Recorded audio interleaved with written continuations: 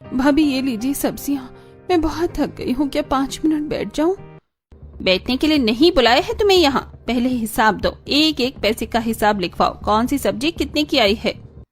वाणी कांपते हाथों से हिसाब देती है। बरखा हाथ में सब्जियां उठाकर देखते हुए उसे एक एक पैसे के लिए जलील करती है। ये भिंडी इतनी महंगी क्यों लाई? और ये धनिया, क्या लूट मचा रखी है बाजार वालों ने? तुम तो बिल्कुल बेवकूफ हो।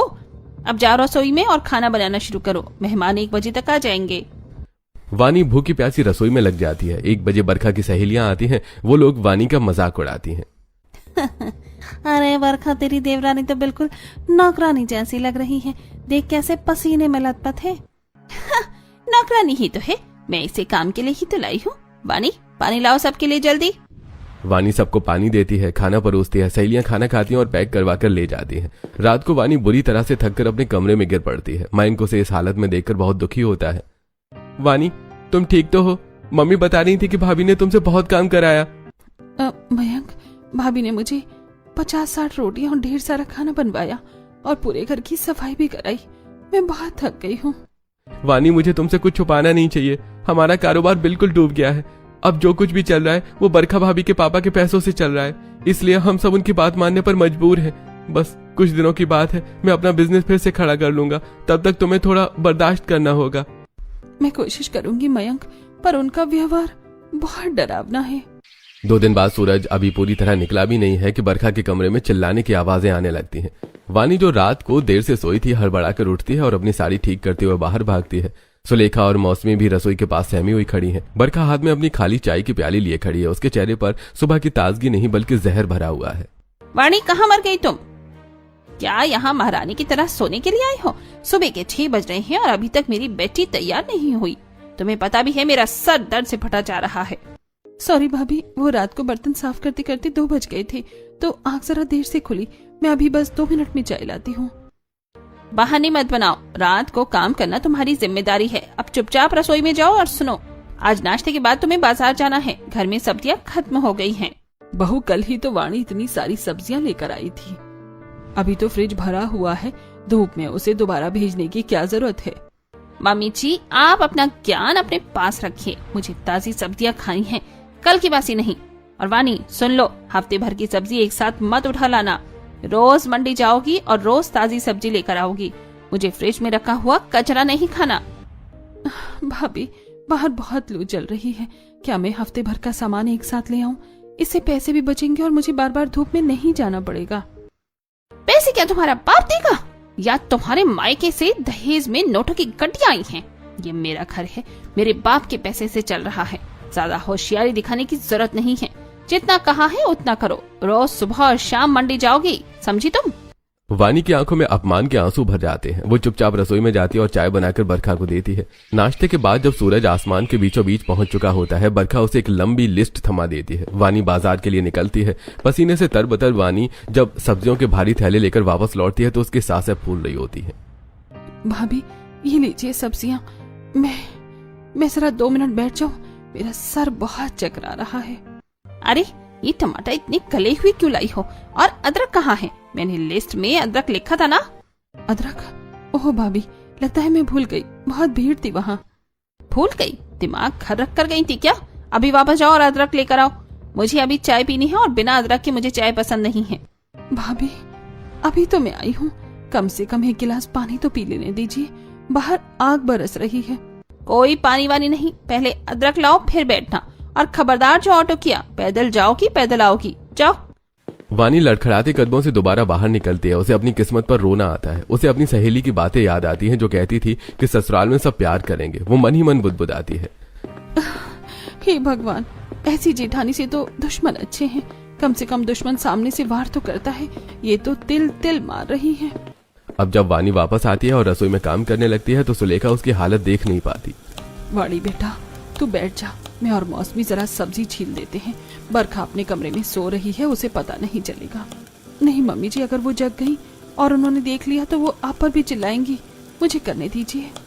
सुलेखा फिर भी वाणी के हाथ से चाकू छीन लेती है और काम करने लगती है। तभी अचानक बरखा का दरवाजा खुलता है। वो हाथ मलते हुए बाहर आती है और रसोई का नजारा देखकर उसके तन बदन में आग लग जाती है।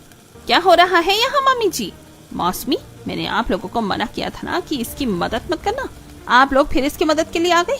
इसे बिगाड़ क्यों रहे हैं आप? बहू देख तो सही, बच्ची का चेहरा कैसे पीला पड़ गया है।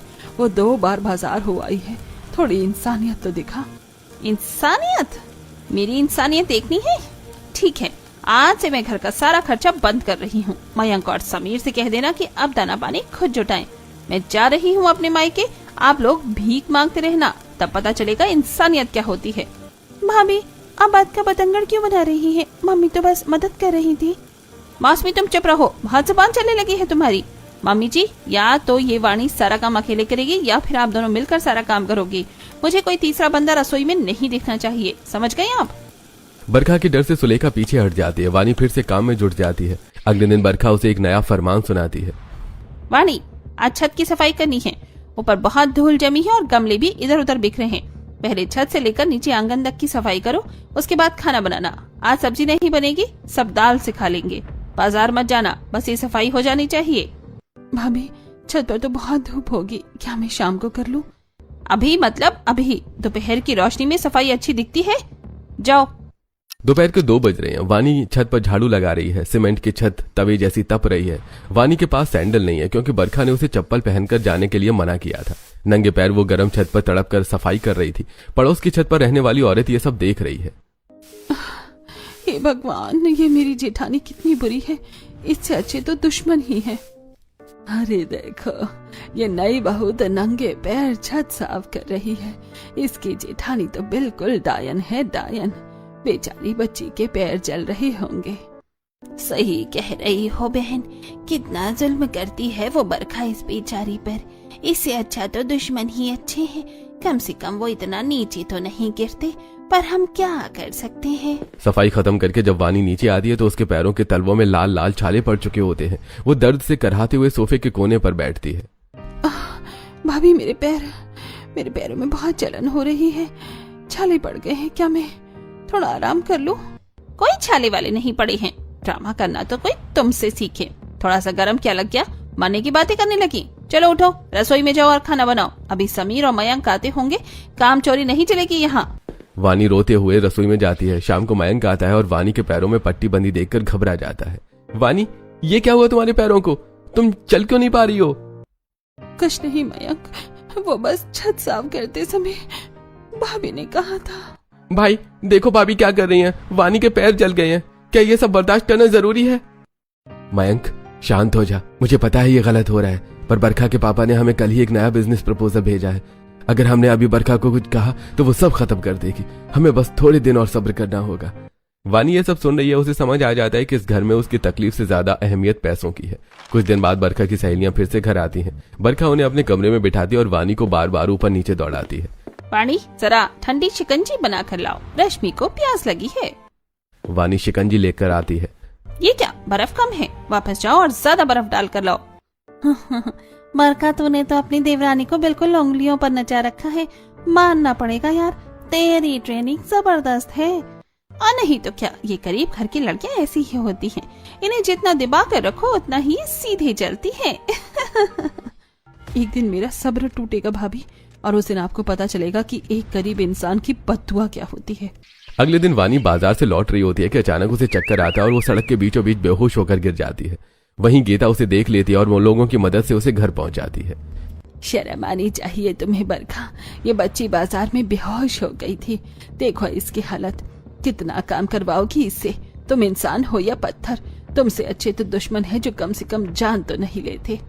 आप अपने काम से काम रखिए, मेरे घर में दखल देने की जरूरत नहीं है। ले जाइए इसे अंदर। गीता के जाते ही बरखा वानी को झकझोर कर उठाती है। ये क्या तमाशा था? जानबूझकर पड़ोसियों के सामने बेहोश हुई ताकि मुझे बुरा दिखा सको? तुम्हें लगता है कि तुम सहानुभूति लूट लोगी? नहीं भाभी, सच में चक्कर आ गया था। बरखा का हाथ उठता है और एक जोरदार चांटा वानी के गाल पर पड़ता है। वानी फर्श पर गिर जाती है। तभी सुलेखा दौड़ कर आती है।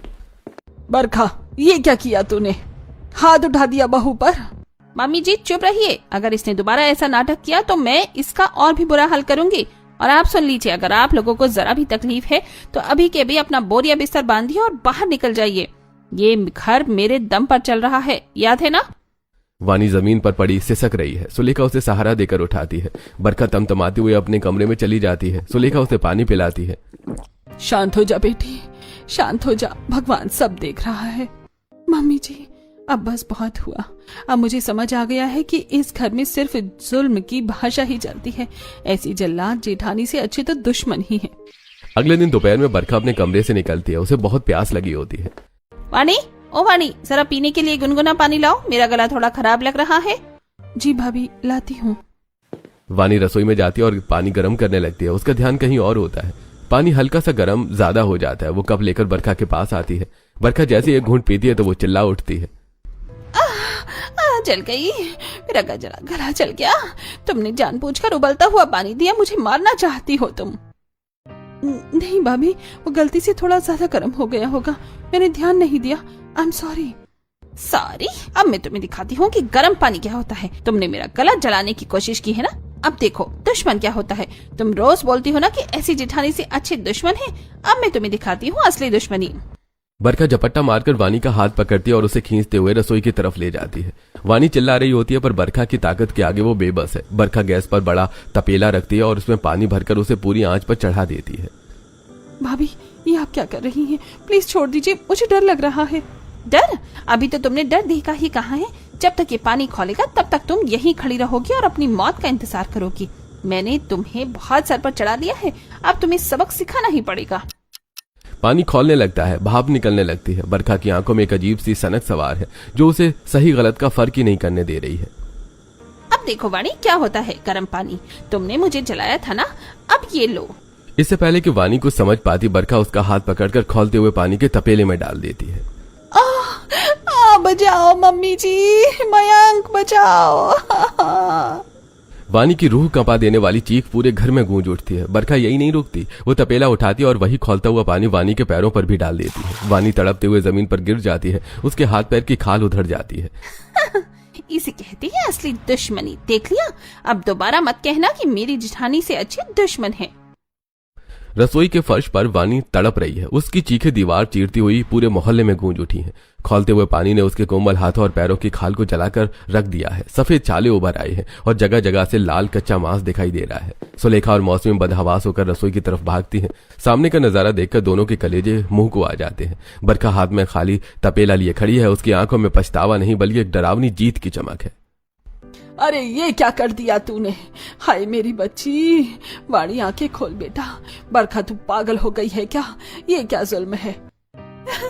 भाभी, आपने क्या किया? इनके हाथ पैर तो बिल्कुल झुलस गए हैं। आप इतनी गिर सकती हैं, हमने कभी सोचा भी नहीं था। चुप रहो तुम दोनों, बहुत वकालत कर रही हो इसकी। इसने मेरा गला जलाने की कोशिश की थी, उबलता पानी पिलाया था मुझे। बस अब बहुत हुआ बरखा। अब तक हम तेरी हर ज्यादती सहते रहे क्योंकि हम तेरे बाप के टुकड़ों पर पल रहे थे, पर आज तूने इंसानियत की सारी हदें पार कर दी हैं। कोई जानवर भी ऐसा नहीं करता जैसे तूने अपनी देवरानी के साथ किया है। ये दुश्मनी नहीं, ये कत्ल की कोशिश है। सुलेखा फौरन रसोई से बाहर भागती है और पड़ोसन के घर की ओर दौड़ती है। बहन जी, जरा सुनिए, जल्दी मेरे बेटे समीर और मयंक को फोन लगवाइए। मेरी छोटी बहू वाणी जल गई है, उस बरखा ने उसे जला दिया। जल्दी कीजिए वरना वो मर जाएगी। क्या ये लड़की तो पागल हो गई है? मैं अभी फोन करती हूँ समीर को, अब घबराइए मत। थोड़ी देर में समीर और मयंक अपनी मोटरसाइकिलें घर के बाहर पटकते हुए अंदर भागते हैं। मयंक जब रसोई में अपनी पत्नी की बेसुध और जली हुई हालत में देखता है तो उसकी चीख निकल जाती है। वानी, वानी उठो भाई, देखो उसके पूरे हाथ पैर जल गए हैं। जहर है तू बरखा, सिर्फ जहर। आज अगर इसे कुछ हुआ तो मैं तुझे जेल भिजवा कर ही दम लूंगा। अरे दूर हट जा यहाँ से, शर्म आती है कि तुझे कि तू मेरी पत्नी है। मयंक, जल्दी से उठाओ, हमें तुरंत वानी को हॉस्पिटल ले जाना होगा। मयंक और समीर वानी को चादर में लपेटकर गाड़ी में डालते और अस्पताल की ओर भागते हैं। पीछे पीछे सुलेखा और मौसमी भी रिक्शे से पहुंचते हैं। अस्पताल पहुंचते ही डॉक्टर वानी की हालत देखकर दंग रह जाते हैं। देखिए, ये कोई मामूली एक्सीडेंट नहीं है, ये 3rd डिग्री बर्न्स लग रहे हैं और जिस तरह से पानी गिरा है ये साफ दिख रहा है कि किसी ने जानबूझकर इनके ऊपर खौलता हुआ पानी डाला है। मयंक जी, मुझे पुलिस को इन्फॉर्म करना होगा, ये पुलिस केस है। डॉक्टर साहब, आपको जो करना है कीजिए, बस मेरी पत्नी को बचा लीजिए, वो बहुत दर्द में है। इसी बीच सुलेखा ने एक बड़ा कदम उठाया। उन्होंने बरखा के पिता दीनदयाल और मां शांति को फोन करके अस्पताल बुला लिया। उन्हें लगा कि अब पानी सिर से ऊपर जा चुका है। दीनदयाल और शांति हड़बड़ाए हुए अस्पताल पहुंचते हैं। राकेश भाई, सुलेखा बहन जी, क्या हुआ? बरखा का फोन आया था कि कुछ अनहोनी हो गई है। वानी बेटा कैसी है? दीनदयाल जी, आप मेरे पति के बचपन के दोस्त हैं। आपने हमारी मदद की, हम आपके शुक्रगुजार हैं। पर आपकी बेटी, आपकी बेटी ने आज हमारी बहू को जिंदा जलाने की कोशिश की है। देखिए अंदर जाकर उस मासूम का क्या हल किया है इसने। नहीं नहीं, मेरी बरखा ऐसा नहीं कर सकती। वो थोड़ी तेज मिजाज की जरूर है, पर इतना ही निर्दय नहीं है। आंटी, आप झूठ बोल रही है। या आपको पता ही नहीं कि आपकी बेटी घर में क्या तांडव मचाती है। वो हमें जानवरों की तरह ट्रीट करती है, सिर्फ इसलिए क्योंकि आप हमें पैसे देते हैं। वो हमें अपना गुलाम समझती है। दीनदयाल का सिर शर्म से झुक जाता है। वो अंदर जाकर कांच के पीछे से वानी को देखते हैं, जो पट्टियों में लिपटी दर्द से करा रही है। तभी पुलिस के 2 सिपाही और एक इंस्पेक्टर वहां पहुंचते हैं। हमें रिपोर्ट मिली है कि यहाँ एक बर्न केस आया है जो सस्पेक्टेड है। मरीज का पति कौन है? मैं हूं सर। मेरी पत्नी के साथ ये सब मेरी भाभी बरखा ने किया है। मैं बयान देने को तैयार हूं। बरखा वहां एक कोने में खड़ी कांप रही है। उसे अब एहसास हो रहा है कि खेल उसके हाथ से निकल गया है। वो दौड़कर अपने पिता के पास जाती है। पापा, पापा प्लीज मुझे बचाइए। मेरा इरादा उसे इतना जलाने का नहीं था, वो तो बस गुस्से में। आप अपनी पहचान लगाइए पापा, पुलिस को रोकिए। चुप रहे, बिल्कुल चुप रहे। मुझे शर्म आ रही है कि तू मेरी बेटी है। मैंने तुझे पढ़ा लिखा कर बड़े से घर में भेजा था, इसलिए नहीं कि तू दूसरों की बेटियों पर जुल्म करे। मैं तो ये सोचकर मदद कर रहा था कि मेरे दोस्त का घर संभल जाए, पर तूने तो उस मदद को अपना हथियार बना लिया। पापा प्लीज, मैं जेल नहीं जाना चाहती। इंस्पेक्टर साहब, आप अपना काम कीजिए। अगर मेरी बेटी अपराधी है तो उसे सजा मिलनी ही चाहिए। तभी डॉक्टर बाहर आते हैं और बताते हैं कि वानी को होश आ गया है। पुलिस बयान लेने के लिए अंदर जाती है। सब लोग सांस रोककर इंतजार कर रहे हैं। बरखा को लग रहा है कि अब उसकी जिंदगी खत्म होने वाली है। बेटा डरो मत, सच सच बताओ, तुम्हारे साथ ये सब किसने किया? क्या तुम्हारी जेठानी ने तुम पर गर्म पानी डाला? वानी की आंखों में आंसू हैं। वो दर्द से करा रही है। वो एक नजर बाहर खड़े मयंक और डरी हुई बरखा की तरफ देखती है। कमरे में सन्नाटा छा जाता है। नहीं सर, ये किसी ने नहीं किया। क्या? डॉक्टर तो कह रहे थे कि यह हमला है। क्या तुम पर कोई दबाव है? नहीं सर, मेरी ही लापरवाही थी। मैं रसोई में काम कर रही थी। अचानक मेरा पैर फिसला और खौलता हुआ तपेला मेरे ऊपर उलट गया। मेरे हाथों से रोकने की कोशिश में जल गई। किसी की कोई गलती नहीं है, ये बस एक हादसा था। बाहर खड़े सभी लोग, खासकर बरखा, ये सुनकर सन्न रह जाती है। इंस्पेक्टर और डॉक्टर एक दूसरे को देखते हैं, पर क्योंकि मरीज खुद इसे एक्सीडेंट बता रहा है, वो कुछ नहीं कर पाते। देखिए, मरीज ने अपना बयान दे दिया है, अब हम कुछ नहीं कर सकते, पर याद रखिए सच छुपता नहीं है। पुलिस के जाने के बाद सब लोग वानी के पास आते हैं। बरखा जमीन पर बैठ जाती है और फफक फफक कर रोने लगती है। वाणी, तुमने ऐसा क्यों किया? मैंने तुम्हारे साथ इतना बुरा बर्ताव किया, तुम्हें इस हालत में पहुंचा दिया, फिर भी तुमने मुझे बचा लिया, क्यों? क्योंकि भाभी, जेठानी से अच्छे दुश्मन वाली बात मैं साबित नहीं होने देना चाहती थी। अगर मैं आपको जेल भेज देती तो इस घर का मान सम्मान मिट्टी में मिल जाता। मेरे मयंक और समीर भाई का सर झुक जाता। दुश्मन तो चोट पहुंचाते हैं, पर परिवार तो घाव भरता है ना। मुझे लगा शायद इस आग में आपकी कड़वाहट जल गई होगी। मुझे माफ कर दो वाणी, मुझे माफ कर दीजिए मम्मी जी, मयंक, समीर। मैं अहंकार में अंधी हो गई थी। मुझे लगा पैसों से सब कुछ खरीदा जा सकता है, पर आज वाणी ने मुझे वो दे दिया जो दुनिया की कोई दौलत नहीं दे सकती, मेरी इज्जत और मेरी आजादी। बेटा वानी, आज तूने साबित कर दिया कि संस्कार गरीबी या अमीरी से नहीं आते, वो दिल से आते हैं। राकेश भाई, मुझे गर्व है कि मेरी बेटी को आप जैसा परिवार और वानी जैसी देवरानी मिली। 1 महीना बीतता है। वानी अब घर लौट आई है। हालांकि उसके हाथों पर पट्टियां बंधी हैं। बरखा पूरी तरह से बदल चुकी है। वो रसोई में खड़ी खाना बना रही है और वानी को सोफे पर बिठा रखा है। वाणी, चुपचाप बैठी रहो। डॉक्टर ने कहा है कि अभी तुम्हें आराम करना है। और सुनो मम्मी जी, आज से घर का सारा काम मैं करूंगी। वाणी जब तक पूरी तरह ठीक नहीं होती, ये इस घर की छोटी रानी बनकर रहेगी। देख रहे हो राकेश जी, आखिरकार हमारे घर में खुशहाली आ ही गई। भाभी, आप भी तो थक जाएंगी। अब ये बड़ी बहन की जिम्मेदारी है वाणी। तूने मुझे नया जन्म दिया है। अब देख, मैं ये घर कैसे स्वर्ग बनाती हूँ। अब से हम देवरानी जेठानी नहीं, सगी बहनें बनकर रहेंगे। मयंक और समीर दरवाजे पर खड़े ये नजारा देख रहे हैं। समीर ने मयंक के कंधे पर हाथ रखा है। मयंक देख, अब खुशबू कड़वाहट की नहीं, प्यार की आ रही है। हाँ भाई, वाकई कभी कभी बुराई को खत्म करने के लिए खुद को थोड़ा जलाना पड़ता है। पूरा परिवार एक साथ बैठकर खाना खाता है। बरखा खुद अपने हाथों से वाणी को निवाला खिलाती है। घर का तनाव खत्म हो चुका है और उसकी जगह अब खिलखिलाहट ने